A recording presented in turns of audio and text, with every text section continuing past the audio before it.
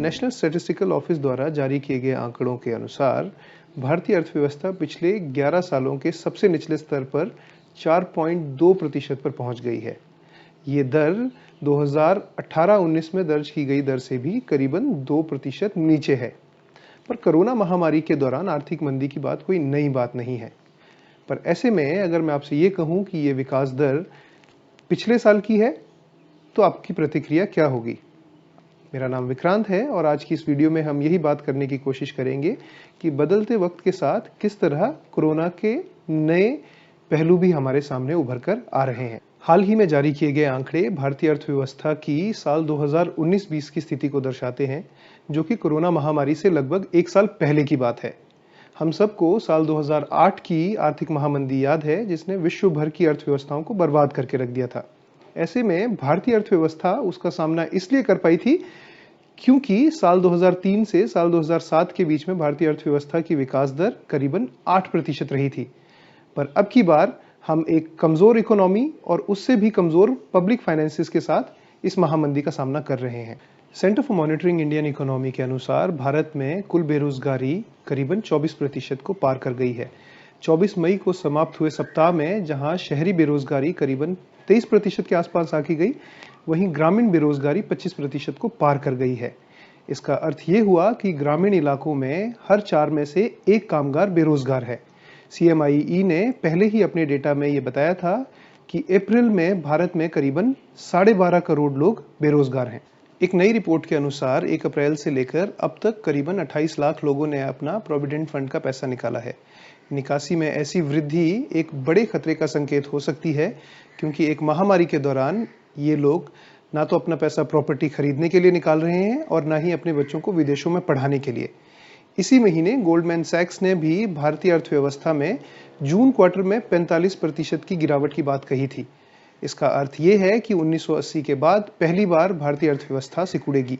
World economic forum ने भी इस बात की चिंता जताई कि आर्थिक पैकेजेस का आकार संकट की इस अवधि के लिए अपर्याप्त साबित हो सकता है, क्योंकि लाभों के वितरण की गति जरूरत से धीमी है और जरूरत के सभी सेक्टर्स को टारगेट भी नहीं किया गया है। वर्ल्ड इकोनॉमिक फोरम के ही एक दूसरे आकलन के हिसाब से रोजगार और वित्तीय स्थिरता बनाए रखने में MSME और बड़े व्यवसायों का सहयोग महत्वपूर्ण होगा। भारतीय अर्थव्यवस्था का 30% हिस्सा MSME सेक्टर का है। अर्थशास्त्रियों के हिसाब से ये सेक्टर एक लंबे समय से मांग को लेकर जूझ रहा है। गिरती हुई अर्थव्यवस्था के चलते इस मांग पर और अधिक असर पड़ेगा। MSME सेक्टर 22 से 23% नौकरियां भी उपलब्ध कराता है, पर गिरती हुई मांग के चलते न केवल इन नौकरियों पर असर पड़ेगा, बल्कि 2 महीने के लॉकडाउन के बाद अधिकतर प्रवासी कामगारों के अपने गांव को लौट जाने के बाद इस सेक्टर को एक नई समस्या का सामना भी करना पड़ सकता है। इसी तरह ग्रामीण भारत में नौकरियां उपलब्ध कराने वाला प्रोग्राम मनरेगा भी मुश्किलों में घिरा नजर आता है। हिंदुस्तान टाइम्स की एक रिपोर्ट के अनुसार महाराष्ट्र और राजस्थान जैसे राज्यों में मनरेगा नौकरियों की मांग में 10 गुना तक की वृद्धि हुई है। वहीं छत्तीसगढ़ और मध्य प्रदेश जैसे राज्यों में इस मांग में 3 गुना तक की वृद्धि हुई है। ऐसे में सरकार ने मनरेगा बजट को 61,500 करोड़ से बढ़ाकर 1 लाख करोड़ तो कर दिया है, लेकिन आने वाले वक्त में शेल्टर होम से अपने गांव की ओर लौट रहे प्रवासी मजदूरों के चलते इस मांग में और भी वृद्धि हो सकती है। ऐसे में सोशल डिस्टेंसिंग के चलते नौकरी देना भी एक आसान काम नहीं होगा। हाल ही में ministry of statistics and statistical institute ने यह दावा तो किया कि भारत लॉकडाउन के चलते करीब 20 लाख नए कोरोना मामलों और लगभग 54,000 मौतों को रोकने में सफल रहा है। पर अगर आंकड़ों पर ध्यान दें तो हालात मुश्किल नजर आते हैं। जहां 1 मई से 17 मई के बीच में औसतन 3400 के करीब मामले हर रोज सामने आ रहे थे, वहीं 18 मई से 30 मई के बीच में यही संख्या करीबन 88% बढ़कर 6400 के आसपास पहुंच गई है। ऐसे में मरने वालों की संख्या में भी खासा इजाफा हुआ है। हालांकि ये संख्या विश्व के बाकी देशों के मुकाबले फिलहाल काफी कम नजर आ सकती है, पर जहां विश्व के सबसे अधिक संक्रमित देश लॉकडाउन के जरिए अपने मामलों में न केवल स्थिरता ला पाए, बल्कि इन देशों में नए मामलों में भारी गिरावट भी नजर आई है। ऐसे में भारत में लॉकडाउन में ढिलाई के साथ ही हर रोज नए मामलों में एक नया उछाल देखने को मिलता है। ऐसे में जब हम ये वीडियो बना रहे हैं तो पिछले 13 दिनों में कोरोना वायरस के चलते चीन में एक भी नागरिक की मौत नहीं हुई है, जबकि भारत में इसी दौरान 2100 मौतें इस वायरस की वजह से हुई हैं। तो ऐसे में भारत को जहां एक ओर लॉकडाउन से पहले से बिगड़ती अर्थव्यवस्था को संभालना है, दूसरी ओर बिगड़ती हुई स्वास्थ्य स्थिति भी इसके अनुकूल नजर नहीं आ रही है। ऐसे में सरकार को ऐसे दो कारकों के बीच में समन्वय बिठाना है जो कि एक दूसरे से विपरीत दिशा में भागते नजर आते हैं। सरकार यदि लॉकडाउन बढ़ाती है और नागरिकों को वायरस से बचाने की कोशिश करती है, तो जनसंख्या के करीब 50% लोग जो कि गरीबी रेखा के नीचे या मामूली तौर पर उसके ऊपर रहते हैं, पर गहराता आर्थिक संकट उन्हें गरीबी और भुखमरी की ओर धकेल देगा। वहीं अर्थव्यवस्था को खोलने से संक्रमण दर साफ तौर पर बढ़ता नजर आ रहा है।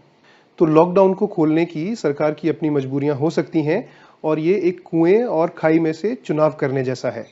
ऐसे में ध्यान रहे कि इस महामारी के समाप्त होने में अभी लंबा वक्त है और लॉकडाउन की समाप्ति वायरस की समाप्ति नहीं है। क्रिश्चियन मेडिकल कॉलेज वेल्लूर के पूर्व प्रिंसिपल और Scientific Advisory Committee of the National Institute of Epidemiology के मौजूदा chairman professor Jayaprakash Muliyil the Wire को दिए एक इंटरव्यू में बताते हैं कि लॉकडाउन खुलने के बाद केवल भारत में ही इस वायरस के चलते करीब 20 लाख लोगों की मौत हो सकती है, पर लॉकडाउन ना खोलने की स्थिति में परिणाम और भी भयंकर हो सकते हैं। उन्होंने ये भी कहा कि लंबे समय तक लॉकडाउन का मतलब है कि बच्चों को डिप्थीरिया और वूपिंग कफ जैसी बीमारियों की टीके नहीं मिल रहे हैं, जो कि जानलेवा बीमारियां भी हो सकती हैं। इस पूरी खबर में अच्छी बात यह है कि मरने वालों की संख्या में भारी कमी लाई जा सकती है यदि हम लोगों को स्वयं सुरक्षित रहने के लिए सफलतापूर्वक शिक्षित कर सकें। तो अंत में हम ये समझ लें कि हमारा सुरक्षित रहना इसलिए भी महत्वपूर्ण है क्योंकि हमारे संक्रमित होने की स्थिति में ये ना केवल एक व्यक्तिगत नुकसान होगा, बल्कि ये पहले से ही तनावग्रस्त स्वास्थ्य सेवाओं पर और भी बोझ बढ़ाएगा। साथ ही ये अर्थव्यवस्था की रिकवरी में भी बाधक बनेगा। इसलिए सुरक्षित रहें, क्योंकि ये ना केवल आपके परिवार के लिए आवश्यक है, बल्कि देश और विश्व के लिए भी। नमस्कार।